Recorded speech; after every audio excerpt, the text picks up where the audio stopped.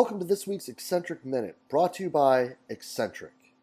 This week's Eccentric Minute is a great exercise to get you out of the sagittal plane and into the frontal, and that is the K-box lateral squat. With one leg off the box, you're going to give the wheel a spin and really sink into the hip of the leg that's on the box.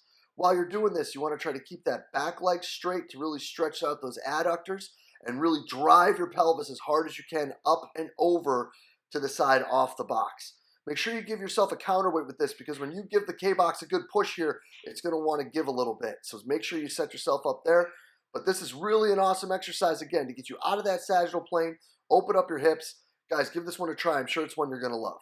I really hope you enjoyed this week's Eccentric Minute. Make sure you check them out at eccentric.com to find out everything you need about the K-box and the K-pulley.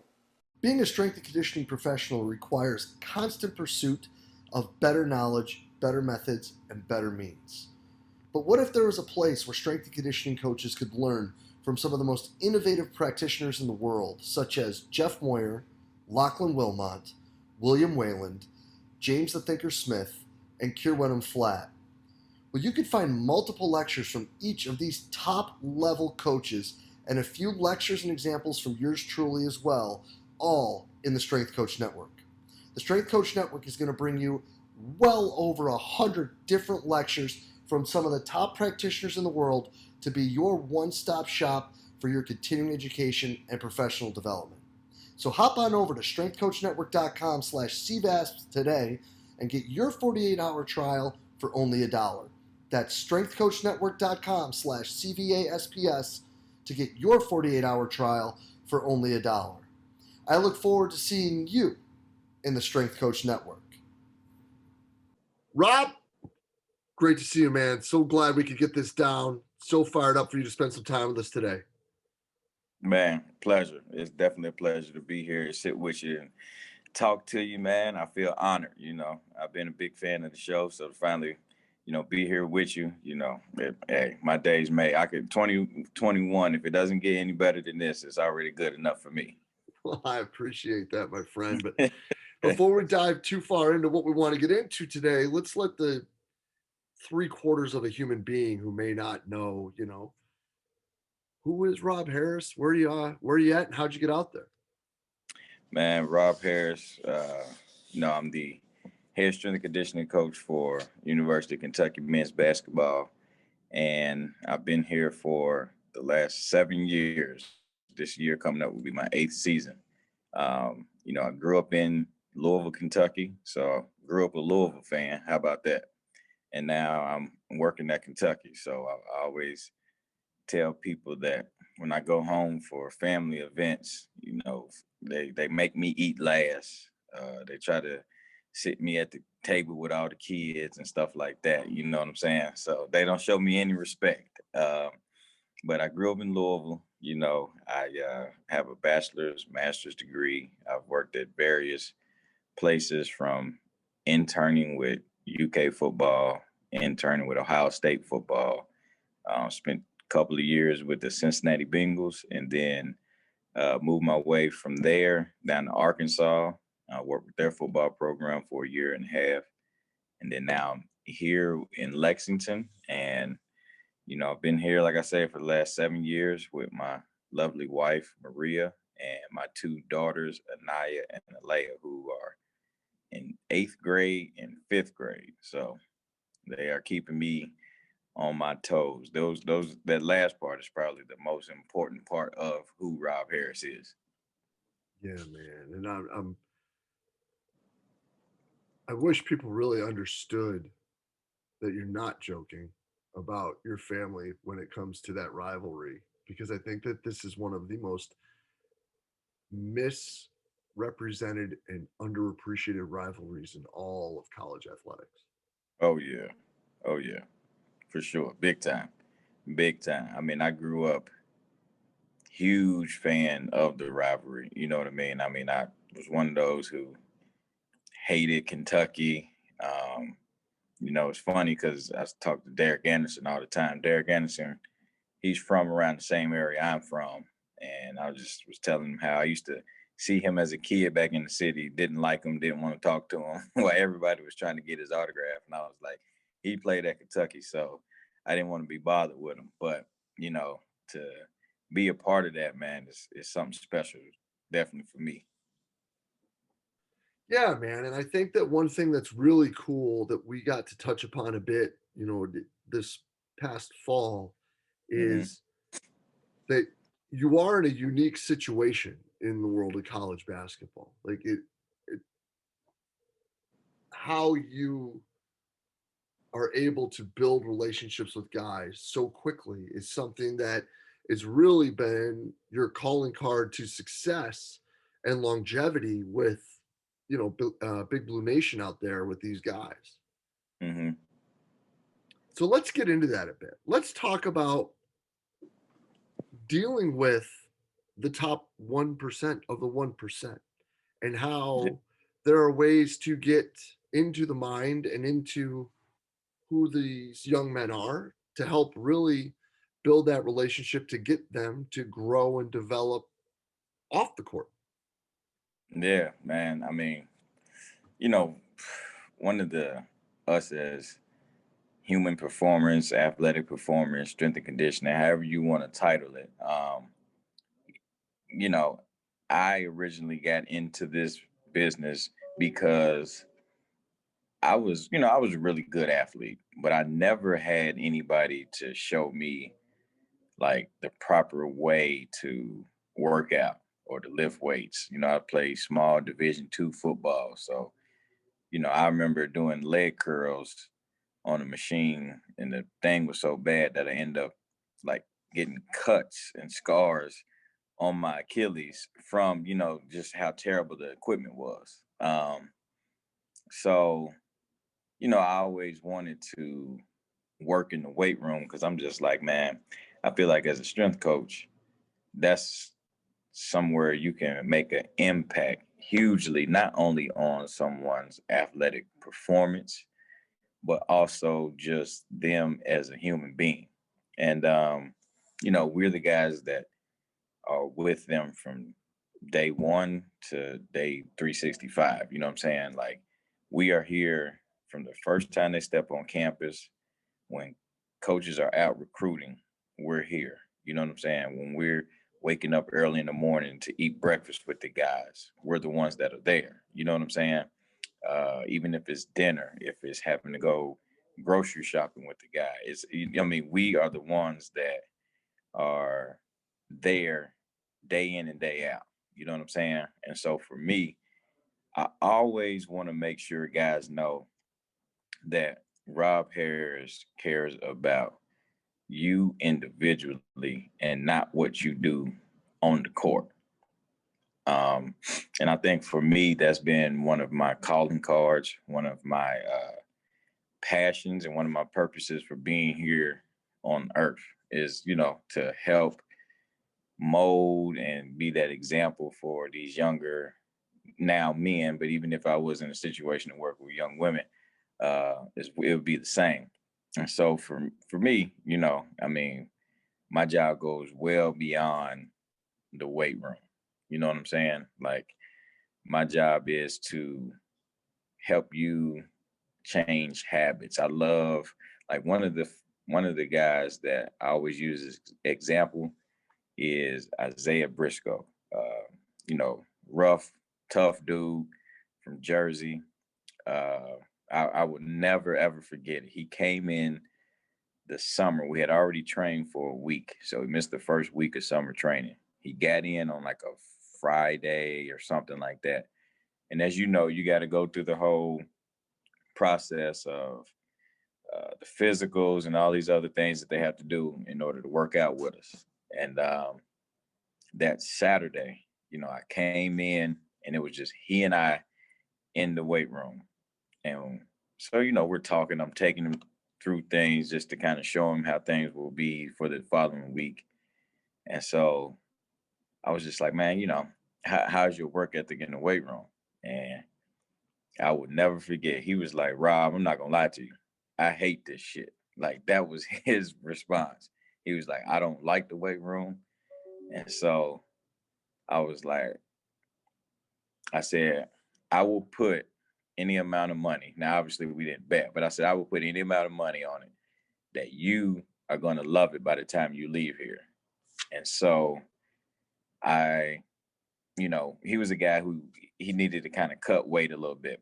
So spent mornings with him doing cardio, just he and I, and just talking, getting to know him. And, you know, big transformation in his body, big transformation into his game as well. By the end of it, you would catch him in in the weight room just at the end of workouts doing curls with his shirt off in the mirror. You know what I'm saying? And it's little small victories like that um, you enjoy as a strength coach. And curls have nothing to do with athletic performance. But the fact that the guy who says, I don't like working out, I don't like the weight room, you know, 4 months later is in the weight room doing curls and looking at his body and enjoying the results of the hard work that he's put in. Like, to us, that's victory. You know what I'm saying? And it came from just the environment that was set. One of my environments is not it's my way type of environment. You know what I mean? I try to talk to our athletes and try to understand what they're going through daily. There's different challenges that these guys have. And, some days squatting 235 might not be the best for that athlete. You know what I mean? It might be better to just kind of do some hip and hurdle mobility, do some posterior work and get out of there. You know what I mean? But just me being able to communicate and connect with these guys, man, has been the biggest thing for me. I grew up in what you would call, I guess, the hood of Louisville, and broke, lights off, sometimes didn't even have water. And I didn't realize how broke we were until I started paying a water bill myself. Like, water bills are only about 30, 40, $50 a month, you know what I'm saying, depending where you are. And so, having that background, um, but also being able to, I went to a fairly high high school as far as academically. So, I was around a complete different demographic at school than I was at home. So I think that allowed me to connect to all kind of different athletes that we have, whether they're from the West Coast and their family is worth millions of dollars, or, whether they're from down south and, you know, grew up in a trailer park. You know what I'm saying? I've had both of those. And I've been able to connect with each individual, you know, um, on some level of some sorts, man. And for me, that's one of the most rewarding things, is just being able to connect with these guys and teaching them the importance of taking care of themselves. You know what I'm saying? Dude, 100%. And I think that, you look at a guard like Briscoe and you think of a scrappy, harder player on Hmm. a really, really good team. And it's funny that you get those scrappier, kind of just like the guttier guards, and their responses tend to be very similar to the uh to AI, man. They don't like the weight room. It's because Hmm. it's not necessarily built for them, Yeah. and they're not built for it. And what was that quote from AI? It's like, I don't like lifting weights; they're too heavy, or whatever it was, something like that, But Mm-hmm. the fact that you can get a player who in high school was he top 15, top 20, like, you Yeah, he know was. He was. I know. I want to say he might have been the number one point guard. So I know he was top 15 at least in that yeah, year. to go from being the alpha of all alphas, really, Hmm. to buying into the things that are going to help support his longevity as a player. And he's still a pro 7 years later. I mean, Yeah. it speaks volumes. Yep, for sure, man. And the quick thing about AI, the funny thing about that is, I was first of all, AI was my, uh, he was my favorite athlete growing up. I mean, I wanted to be just like him. I never wore his shoes because I hated Reeboks, but um, I wanted to be just like him, man. And when I had the opportunity to go up to Philly and visit the 76ers, they have a mural of him in the weight room. And I just think that that's so funny that Allen Iverson is the one player that you have in the weight room, a place where he's just like, I don't like weights. You know what I'm saying? I just always thought that was funny to see, man. But AI he was like you say, he was a heck of a player. So now, when you're dealing with these guys who, more often than not, unfortunately, are there for a year or two, Hmm. building these relationships is not something that you have the luxury to take your time with. Hmm. So, what are some ways that you've had success of building that trust and, lack of a better term, that buy in with these guys in a really quick manner? So I mean, honestly, now I'll be honest. Now, since I've been here for so long and I've trained so many different guys that have gone on to be successful, it's almost like everything kind of speaks for itself. Um, and I'll go even further and take it back to Briscoe. Uh, One of the guys that came in that year, a little bit later than him, Briscoe told him, he said, "Whatever Rob say, you do. Like, this is how it goes in this weight room. Like, we gonna have fun, but we ain't effing around like that. You know how he talk, and just things like that, and it just being contagious and spilling over into the other guys. You know what I mean? Like every year, because we have new guys rolling in, and every single summer, like every morning, I had the guys up. Either we're doing some type of movement. We don't do a whole bunch of conditioning over the summertime, but we're up together as a squad, and I make the guys eat breakfast every single day together. Because one of the things that I noticed over time, athletes don't like to eat breakfast. They like to just kind of get up, and then their first meal is, you know, 11:30 around noon. They're eating lunch. And so, you know, having that type of environment where it's just us and we are sitting around eating breakfast, and I'm making sure the guys are eating. And, my rule is you have to eat something, and not to put this player on blast, Tyler Hero. He was someone who, it was literally old school. Like, you got to eat 5 peas or you can't get up from this table type of deal.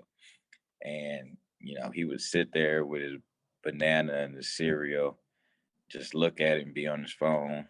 So I'm like, all right, T, that's cool, but we aren't leaving until you eat. You know what I'm saying? I don't care if you just take one bite and throw it away. I was like, eventually that one bite would turn into 2 bites, and 2 bites would turn into three, and then three into the whole meal. So I think just me having that time, and the beauty of me only having to work with these 15 guys that we have, or however many we have, I'm able to 5 days a week in the summer spend that day, those mornings with those guys, right? Eating breakfast. And then I break it down into small groups. So you got all these guys in the morning, and then all throughout the rest of your day, you're spending time with lift groups of about 2 to 3 guys. You know what I'm saying? So it's very small, it's very intimate. So we're able to, talk and get to know each other. I'm able to get to know, what gets them going, just be, just really just talking. And, sometimes it might feel like some days the workout could be more therapeutic to the guys because of what they're going through. You know what I'm saying? Sometimes it could be a situation where, a guy's frustrated and the weight room is that stress reliever that he needs. You know what I'm saying? But man, just being there and talking to the guys and spending those individual moments with dudes, you know what I'm saying, and just spending that extra time, man. I mean, it's really about. I know you say I have short time, but that summer, just spending a lot of time with them. You know what I'm saying, and just trying to meet their needs as much as possible. You know what I'm saying, and just letting them know that I am there for them. No matter what. I, me personally, I think it's cool that guys come in the weight room and just sit in the office and chill and talk when we're not working out.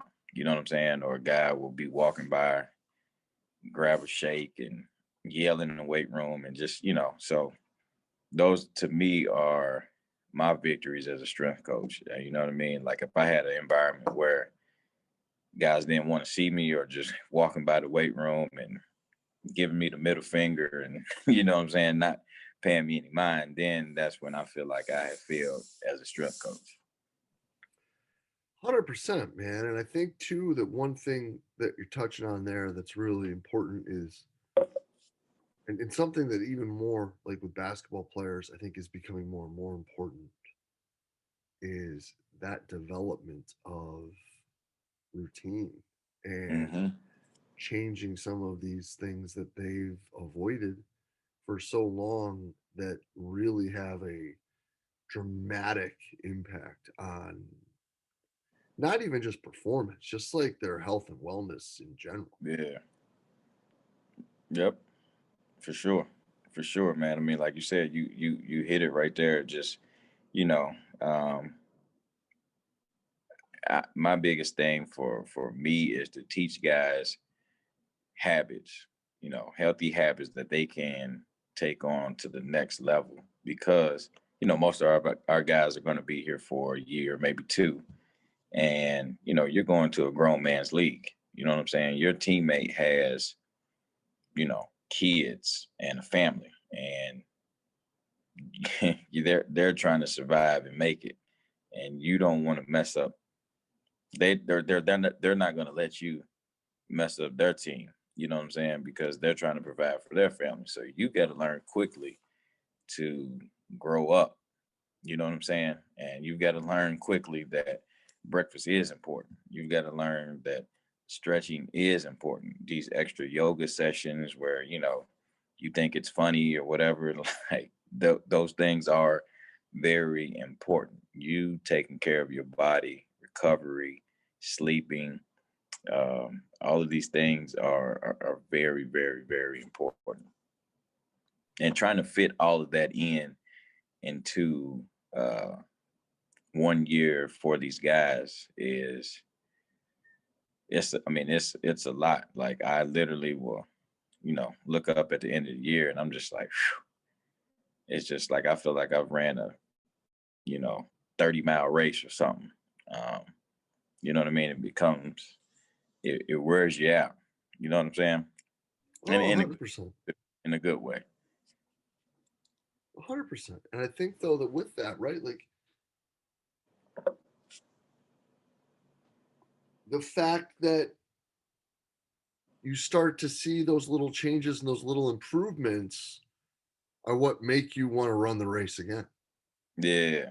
Yeah, for You sure. know, like the little wins and the little things. Like it's funny that you bring that up about Tyler because our point guard, it's like we had a similar rule last summer. I mean, obviously, summer 2020, you couldn't eat with the guys and all of Mm, that because all this.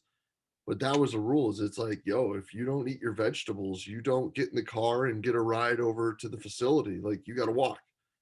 hmm And there would be some days where they'd just be like, nah, I'd rather walk. And it's like, all right, well, it's raining and I don't care. So we're out. Like, Yeah. Yeah. Yeah. and getting them to understand and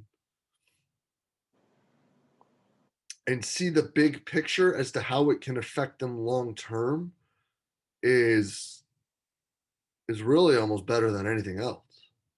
Yeah, yeah.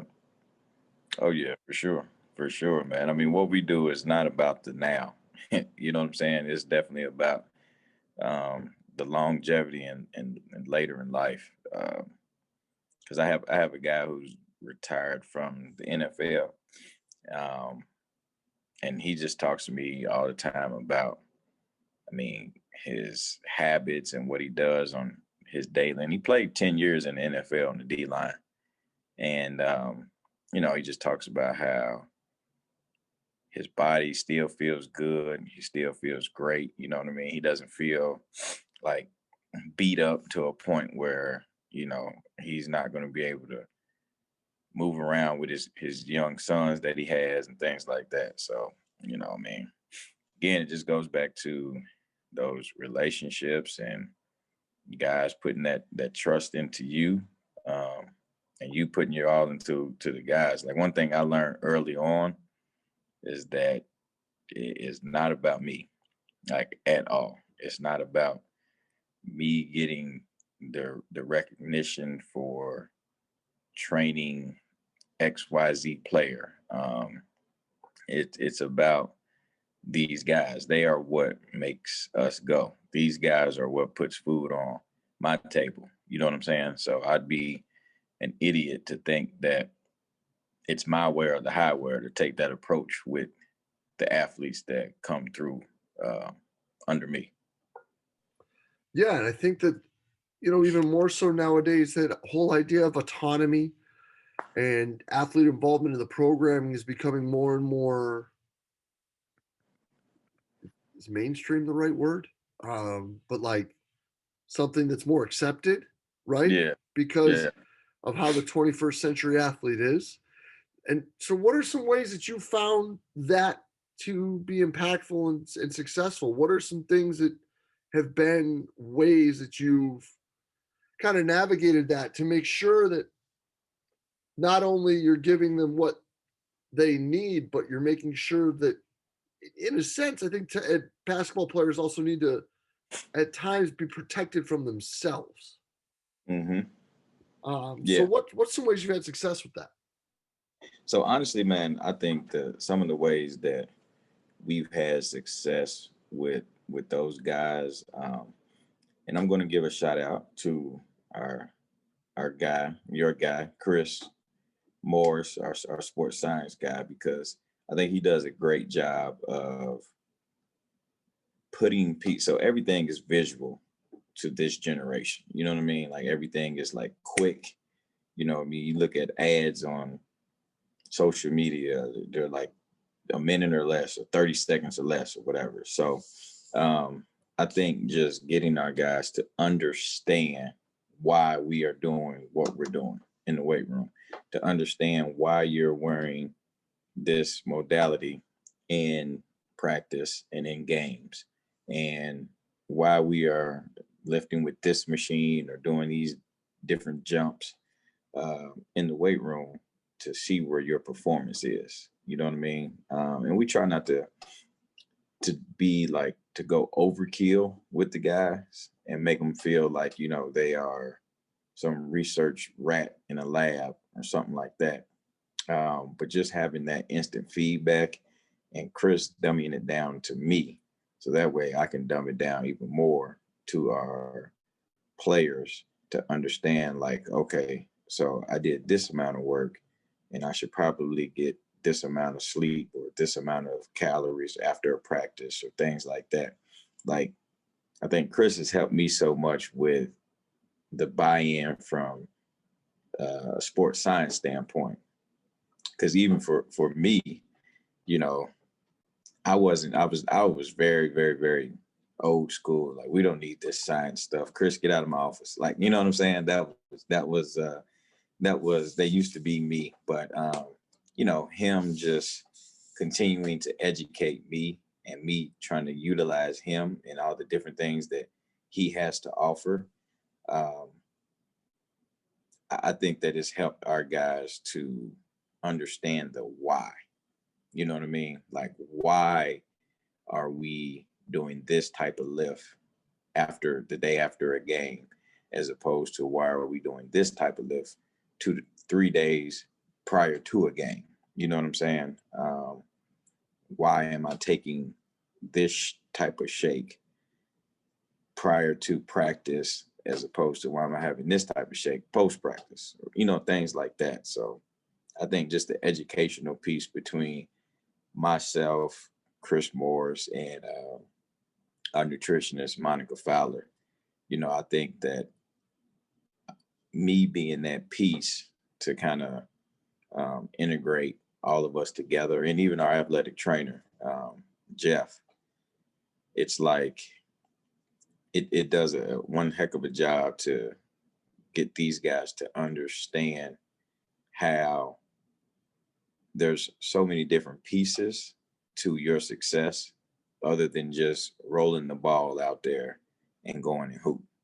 Because you know, I've had a long time relationship with Rajon Rondo, the former UK player, who he and I grew up together, same age, played little league against each other, used to get into fights all the time with each other, you know. But I had him come and talk to our guy. I always have him talk to our guys, and I ask him to tell them what's his biggest regrets and what he would change about his basketball career from a performance standpoint. And he always says that his first years in Boston, he would have taken his recovery more serious. And so, you know, again, that recovery piece, it ties in Chris, Monica, Robert, and Jeff, all of us together. You know what I'm saying? And so I always try to be, you know, that avenue or channel to make sure these guys are listening to each of these different individuals, you know? So I think that to answer your question, that's kind of how I've been able to communicate with these guys and just, you know, being able to show them this is why this, you know, look at your performance this game. How'd you feel this game? What happened leading up to that game? Now look at the difference here of this game when, you know, you felt better, you played better, even statistically, you were better. Now look at what happened prior to that. You know what I mean? So I think just those visual aspects and constant reminders and just harassing the guys daily on, did you eat? How was your sleep? Have you gotten this much water today? Have you drunk, you know, these amount of Gatorades? Have, you know, yada, yada, yada, yada, yada, where it becomes overkill and it becomes a pest so long that it becomes a norm to those guys. You know what I mean? No doubt, man. And I think at the end of the day, the big thing is success leaves clues. Yeah. And you guys are doing great stuff out there, man. And like, these guys are continuing to grow and evolve and keep working and keep reaching back. So it's obviously that there's something really good going on down there. So let me get you out of here with this. Where can people keep up with what you're doing, see more of what's going on and all those things? Man, you know what? My matter of fact, I'll give you, so my email is just robertharris@uky.edu. You can follow me on Instagram and Twitter. It is Rob Strong 621. That's both of my social media handles. And that, man, that's about it, man. You know, you can always see the little fiery midget on the bench during the games when you turn on UK's games. You know, I'm always out there jumping around, punching the chairs, but you know, I'm just very passionate about what I do. So, you know, man, and I would say this, I've grown to love the city of Lexington and the University of Kentucky, having grown up in Louisville and being a Louisville fan. Like, I couldn't see myself anywhere else. That's awesome, bro. I'm really happy for you, and I'm glad that we could catch up a bit today. And it's so happy to have you on here, Rob. This has been awesome, man. Thank you so much for your time. Man, hey, thank you, and I appreciate what you are doing, man, Well, for thanks sure. so much, brother. We'll be in touch real soon, my friend. Cheers. Okay, thank you. Yeah, man.